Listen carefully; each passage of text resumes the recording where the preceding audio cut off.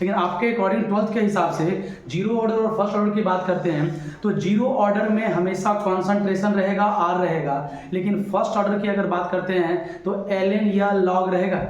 अब यहाँ पे आपको ग्राफ देखना है कि दो चीज है, what is the order of reaction, इसमें भी पूछा है predict the order of reaction. दोनों क्वेश्चन में ऑर्डर पूछा है, दोनों ग्राफ में ln है, log है, इसका मतलब ऑर्डर तो हमारा फर्स्ट है। क्लियर? अब what is the slope of the curve, what is the slope of the curve, दोनों कर्व में अब स्लोप की वैल्यू अलग हो जाएगी। स्लोप की वैल्यू क्या हो जाएगी? अलग हो जाएगी। स्लोप की वैल्यू कल इसीलिए आपको 3-4 ग्राफ जो कराया था, स्लोप की वैल्यू इसीलिए आपको अलग कराया था कि तीनों में आपका स्लोप अलग अलग होगा। अगर लॉग वाला स्लोप है, और याद करने का तरीका, अगर लॉग वाला स्लोप है ना तो उसमें k अपॉन 2.303 आएगा, क्योंकि ln को हम लोग लॉग में चेंज करते हैं। तो अगर लॉग वाला है तो k अपॉन 2.303 आएगा, और साफ पता चल रहा है ग्राफ ऊपर जा रहा है तो माइनस साइन तो आएगा नहीं, तो यहाँ पे क्या आ जाएगा आपका k अपॉन 2.303, ये इसका स्लोप हो जाएगा। ठीक है? या what is the slope of the curve, ये सिंपल आपका ln r का है, इसका लिखे होगे तो माइनस k एक्सप्रेशन से स्लोप किया गया। ये भी तरीका याद हो गया कि अगर लॉग वाला होगा तो स्लोप में k अपॉन 2.303, और अगर ln वाला होगा तो सिंपल k, अब ऊपर जा रहा है तो पॉजिटिव में, नीचे आ रहा है तो नेगेटिव में। और देखो यहाँ क्या पूछा है, unit of rate constant for this reaction, पता चल गया फर्स्ट ऑर्डर है तो यूनिट का क्या हो जाएगा, सेकंड इनवर्स हो जाएगा। लेकिन यहाँ देखो क्या पूछा है, right the relationship between k and t half of the period. तो k मतलब रेट कांस्टेंट और t हाफ का इसका रिलेशन क्या है, तो कल हमने डिराइव किया था t half equal to 0.693 upon k, सिर्फ आपको इतना लिखना है।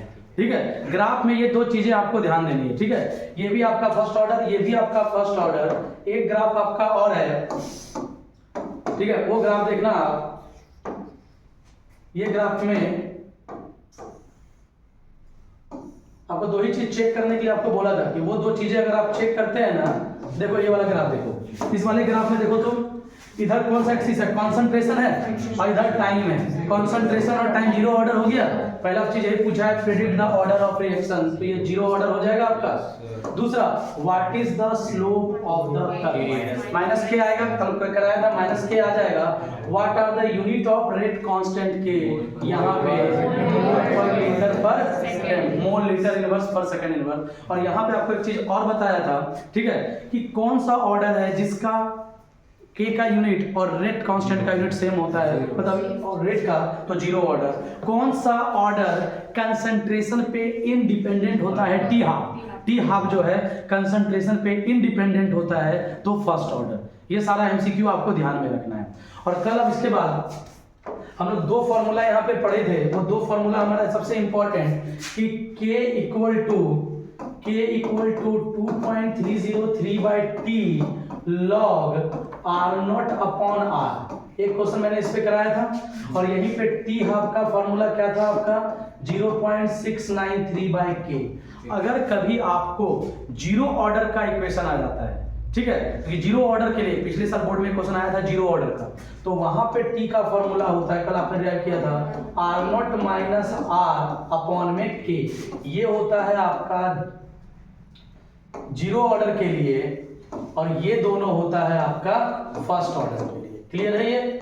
अब जीरो ऑर्डर का अगर मैं टी हाफ निकालूं तो, जीरो ऑर्डर का अगर टी हाफ निकालना चाहूं तो टी हाफ का एक्सप्रेशन क्या हो जाएगा, r0, कल बताया था r के जगह पे क्या कर देंगे, हाफ वैल्यू r0/2 अपॉन में k, सॉल्व होके क्या आ जाएगा, r0 अपॉन में 2k। देखो इसके एक्सप्रेशन में कंसंट्रेशन आ गया, मतलब जीरो ऑर्डर कंसंट्रेशन पे डिपेंड करता है। फर्स्ट ऑर्डर के एक्सप्रेशन में कहीं भी r या r0 नहीं है तो डिपेंड नहीं करता। ये सब माइंड में आप डिफरेंशिएट करो कि जो चैप्टर अब रिवाइज करा रहा हूं उसके क्वेश्चन जाके बनाओ, भले 2 घंटे की जगह 4 घंटे लग जाए, लेकिन उसके क्वेश्चन जाके आपको बनाने ही बनाने हैं। आ रहा है समझ में? तो ये चीज बहुत ज्यादा जरूरी है आपको, ठीक है, कि जो चैप्टर रिवाइज कर रहा हूं उसको। अभी जो हम लोग क्वेश्चंस करेंगे ना, आज मैं इसके क्वेश्चंस कराऊंगा, अगले क्लास में तब बचेगा टेम्परेचर और कैटेलिस्ट, तो वो खत्म होगा। अब इसी दो फॉर्मूले पे हमारा क्वेश्चंस होना है, ठीक है। चलिए क्वेश्चंस करते हैं।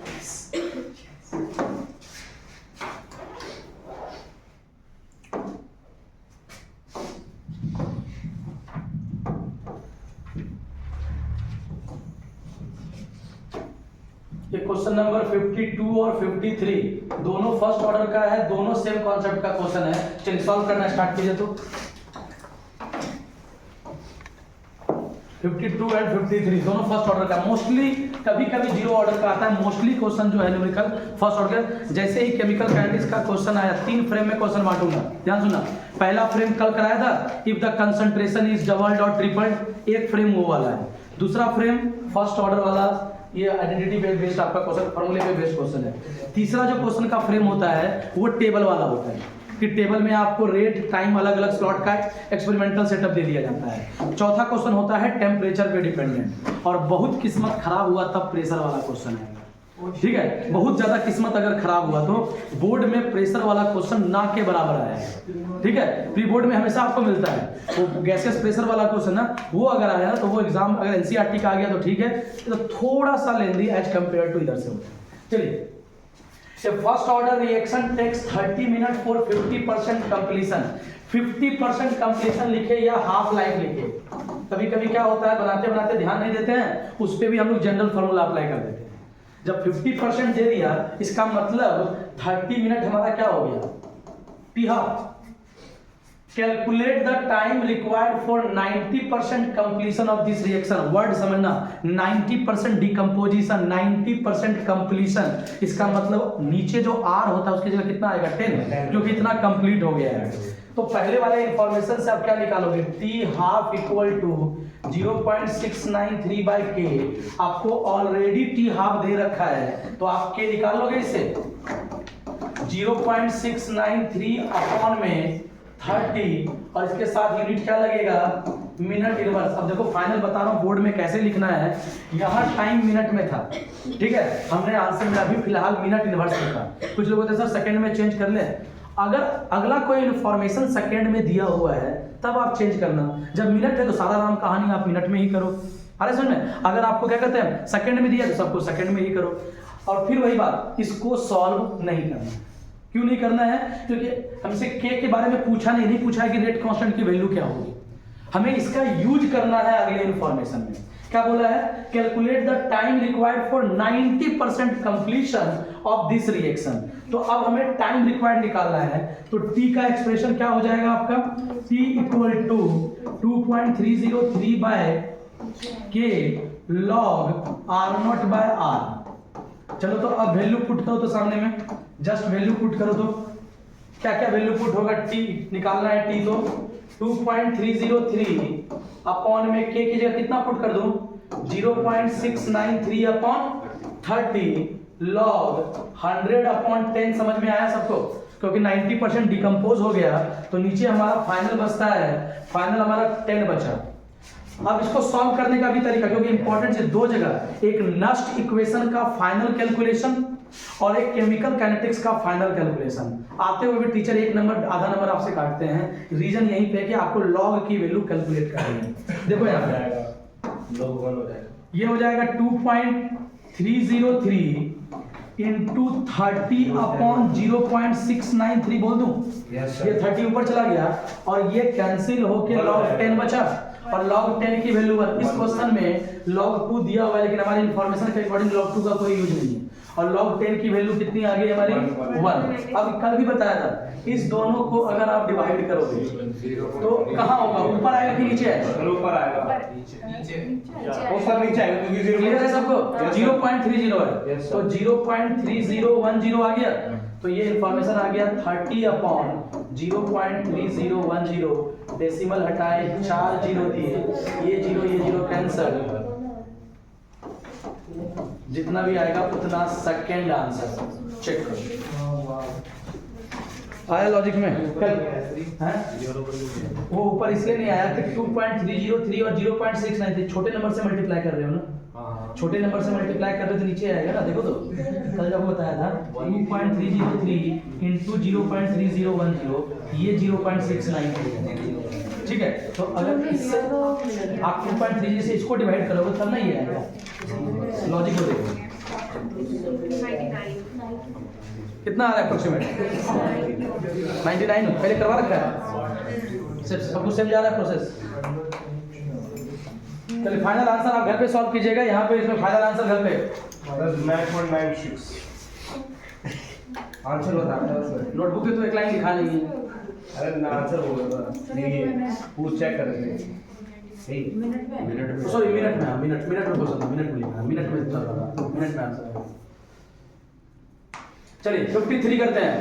चलिए 53 करें, इसमें इस बार क्या होगा कैलकुलेशन में आपका कि first order reaction takes 30 minute for 25% decomposition, ठीक है, 10 मिनट फॉर 25%। इस बार 25% आपसे टी हाफ पूछा है, इसका मतलब मुझे के चाहिए पहले, के चाहिए पहले। तो अब यहाँ पे एक्सप्रेशन लिखेंगे इसके लिए के इक्वल टू 2.303 अपॉन में 10 मिनट हो गया लॉग 100 अपॉन में 25% डिकम्पोजिशन कितना आ जाएगा 75 बचेगा नीचे। अब इसको सॉल्व करो। 0.75 ये लॉग 0.75 आएगा, लोग 4/3 और 4/3 लोग अगर डिवाइड करोगे तो 1 पॉइंट समथिंग आएगा। ध्यान देना है 100 ऊपर है कि नीचे है, हर कुछ कैलकुलेटर नहीं होता है, ठीक है। अब इसको सॉल्व करो 2.303 upon 10 log 4 minus log 3, clear है, ब्रैकेट में रखेंगे लॉग 4 माइनस लॉग 3 ब्रैकेट में, समझ में आया, माइनस करके डिवाइड था। अब यहाँ पे देखो, अब थोड़ा सा कैलकुलेशन में आप फास्ट क्या कर सकते हो, log 4 का मतलब log 2 का स्क्वायर, और log 2 का स्क्वायर मतलब 2 log 2, और log 2 की वैल्यू आपको दे रखी है, इसको 2 से मल्टीप्लाई करेंगे तो ये वैल्यू हो जाएगा 0.6020 माइनस log 3 की वैल्यू 0.477, ठीक है। चलो सॉल्व करो, कितना आता है इसको, फिर वही फाइनल सॉल्व नहीं करना है, इसे फाइनल सॉल्व नहीं करना है, इतना करके रख लेना है ताकि आगे इसका यूज करना है। तो ये आ जाएगा 2.303 अपॉन 10, अब माइनस करो कितना आ रहा है 9 4 सर 1 2 0.1249। तो इतना क्या हो जाएगा, के निकाले हैं, मिनट में दिया है तो इतना क्या हो जाएगा आपका मिनट इनवर्स हो जाएगा, के निकाले हैं ना, इतना मिनट इनवर्स, इतना ही रहने दो, ठीक है। अब जाके क्या कैलकुलेट करना है, टी हाफ, क्लियर। चलो टी हाफ पे पुट करो इंफॉर्मेशन, अब ये चीज टी हाफ पे पुट करो, T half equal to 0.693 upon में के, 0.693 अपॉन के की जगह क्या आ जाएगा 2.303 अपॉन 10 इंटू 0.1249, 0.693 अपॉन 2.303, 10 ऊपर चला जाएगा, नीचे 0.1249। अभी ना इस बार किधर लिखेंगे बताओ, तो कैंसिल करेंगे तो 0.3010 ऊपर लिखेंगे, क्लियर है। ये आ जाएगा 0.3010। देखो दोनों में 4 डिजिट के बाद डेसिमल है, आसानी से कैंसिल हो जाएगा। तो ये बनेगा 3010 इंटू 10 अपॉन 1249, जितना आएगा उतना मिनट आंसर होगा।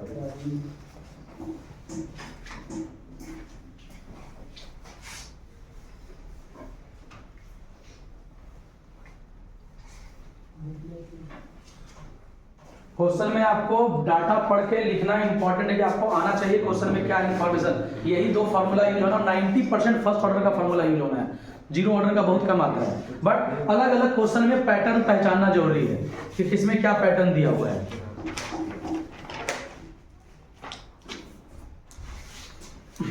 हो गया, चलिए इसके आगे इतना मिनट आ जाएगा, वो सॉल्व आप कर लीजिएगा, फाइनल यहाँ कैलकुलेट करिए, टाइम ज्यादा लगेगा, ठीक है। चलिए अगला क्वेश्चन,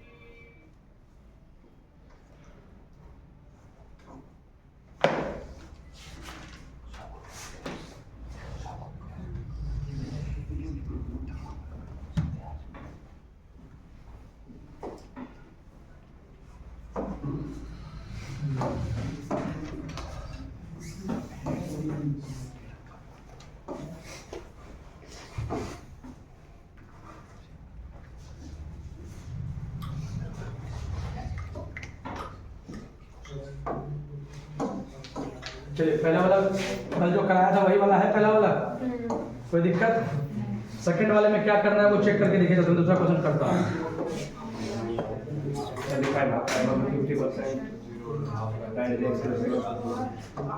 0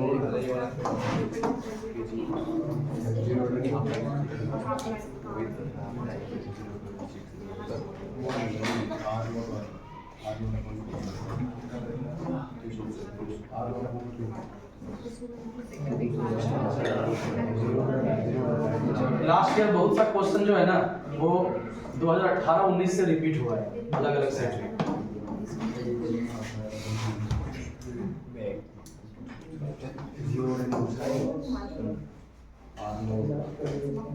ध्यान दो, पहला वाला रिएक्शन ये आपका बार बार आ रहा है करने के लिए 2000 से, मतलब पिछले साल तो लगातार 2 बार आया है। 24-25 में इस बार नहीं आने का चांसेस है मुझे लगता है, 24-25 में लगातार आ गया है। ठीक है, T99% और T90% वाला। ठीक है, अब देखो ये 2 मार्क्स में भी आता है, 3 मार्क्स में भी आता है। 2 मार्क्स में आए तो 3 स्टेप में आप इसको प्रूव कर सकते हो, और अगर 3 मार्क्स में आए तो उसी स्टेप को एक्सप्लेन करके लिखना है। First order reaction so that time required for 99% कंजन, और थोड़ा सा T99% 2.303 by k log 100/1। Clear? क्योंकि 99% कंप्लीट हो गया तो नीचे कितना बचेगा? 1। इसकी वैल्यू कितनी हो गई? 2 हो गई। 2.303 by k सीधा 2 लिख दें, और आगे कुछ सॉल्व करना ही नहीं है, इसको सॉल्व करेंगे। दूसरा 90% बोला है तो T90% का एक्सप्रेशन ऐसे ही लिखोगे तो 2.303 by k log 100/10। 90% कंप्लीट हुआ, कैंसिल, तो log 10 की वैल्यू 1। 2.303 by k T90%। और क्या तरीका बताया था? दोनों को डिवाइड कर दें। जब आप दोनों को डिवाइड कर दोगे सिंपली, ठीक है, सीधा डिवाइड करोगे तो ये वाला पोर्शन पूरा कैंसिल हो जाएगा, 2 बचा, तो आगे आपका T99% equal to 2 into T90%। अगर आपको 2 मार्क्स में आता है तो इतना स्टेप में आप कर दो, पूरा मार्क्स मिलेगा। ठीक है, और अगर 3 मार्क्स में आता है तो पहला बार एक बार फार्मूला लिख लेना। 3 मार्क्स में अगर आता है तो एक बार फार्मूला और डिवाइड करके प्रॉपर दिखाना कि ऊपर T99%, नीचे T90%, उसके बाद कैंसिल। और ऐसा ही क्वेश्चन एक आपका 50% के साथ है। अब ध्यान दो, define half life of reaction, last class में बताया था, पहले लिखवा भी रखा है। ठीक है, the time period in which the initial concentration of reactant becomes, यही है, हां यही है, हाँ प्रूफ करना था इसमें, प्रूफ करना ट्वाइस द। ठीक है, क्या कहते हैं हाफ लाइफ का रिएक्शन, क्या बताया definition? The time period in which the initial concentration of any reactant becomes it's half value. पूरा प्रॉपर लिखना है। ठीक है, right the expression of half life for first order का तो याद करा दिया।